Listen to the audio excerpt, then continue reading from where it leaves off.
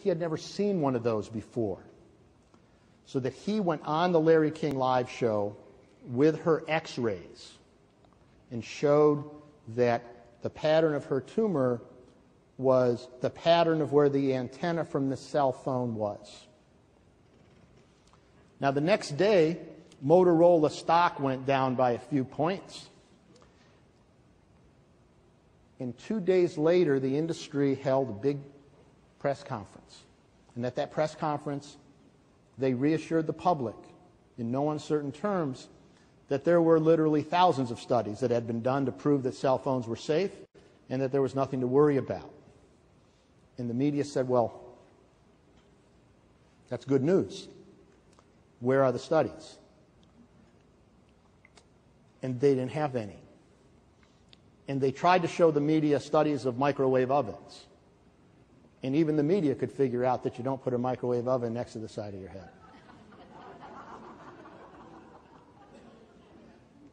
So what happened was congressional hearings were called for. And during those congressional hearings, it became clear that cell phones had not been tested for safety, that we had no idea whether or not they were indeed safe.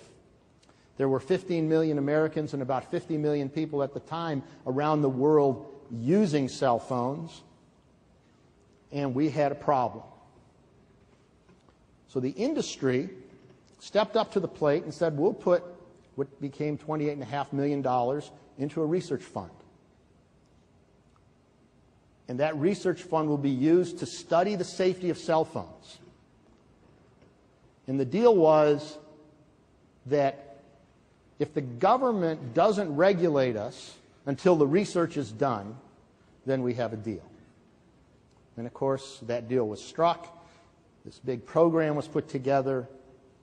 I was the person who they gave the $28.5 million to. We went forward and did work. Now, let's jump ahead to today. Today, we have 2 times 10 to the 9th people using cell phones, which is 10 to the 9th less than a gazillion. Okay?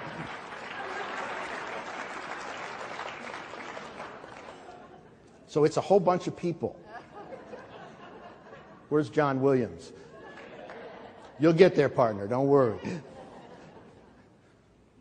So we have 2 billion people now using a technology that we don't yet understand completely about safety. Now,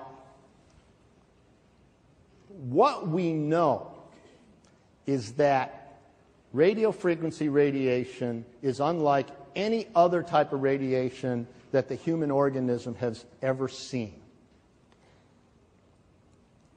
So that we have not been able to adapt a compensation mechanism to protect us from electromagnetic radiation. And that is electromagnetic radiation in all 3 effect windows. What we know is that most wireless communication has carrier wave frequencies in the 1900 to 2000 megahertz range. Now, your heart beats at 2 hertz, 2 cycles per second. 1900 megahertz is 1900 million cycles per second. That frequency oscillation is so high that biological tissue cannot recognize it. So that on that basis, radio waves in and of themselves simply pass through human being without doing damage. The problem is that those radio waves don't exist in nature, And the only way they exist in real life is with information on them. With information on them. Now, when I was a young boy, my mother had a clothesline that was on pulleys. So you pull the clothesline and the clothes would go out, and then you pull it back and the clothes would come back in. Now, the way the 1900 megahertz carrier wave works is like that clothesline. It is the clothesline that carries the signal from a cell phone, from a PDA, from a wireless computer hookup to a base station. So that is the clothesline, the carrier wave. But your body can't see the clothesline. Now, when you put clothes on the clothesline, it is the equivalent of putting data packets on a carrier wave. Because it's necessary for information to be interpreted from your cell phone to the person who's answering the phone at the other side. In order for that to happen, information is put in packets, and those packets are put on the carrier wave. And it's the equivalent of having that clothesline full of clothes, and you pull it rapidly. And as it's moving through space, those clothes start to wave back and forth. And that's exactly what happens with the information secondary wave. It begins to oscillate on top of the carrier wave in the hertz range, and that can be recognized by the human body. So that the first take-home point is that the danger comes from information carrying radio waves. Anytime you have a communication device that is sending information somewhere, it is packeted information. And that packeted information forms a secondary wave that is recognized by the body. Now, how is the information recognized? Well, it all goes down to the cell. And the cell membrane has protein sensors on the outside of the cell membrane that vibrate.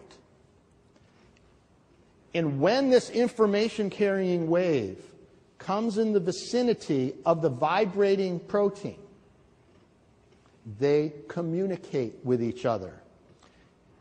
It's like the dueling banjos song.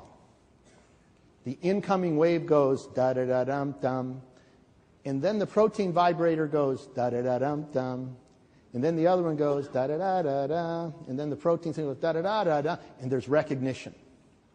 So that for recognition to happen, you need to have what's called resonance.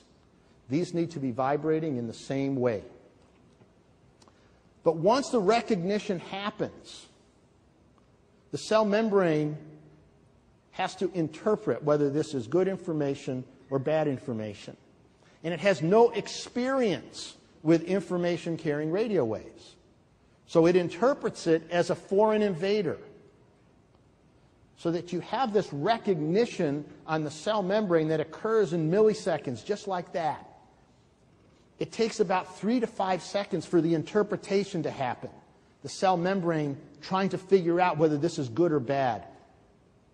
And it always interprets it as bad because it doesn't know what it is. Because those information-carrying radio waves do not exist in nature. And when the cell membrane recognizes this as bad, it sends a message to surrounding cells through the microtubules. It says, we're under attack. We're under siege. Protect yourself. We're going to protect ourselves.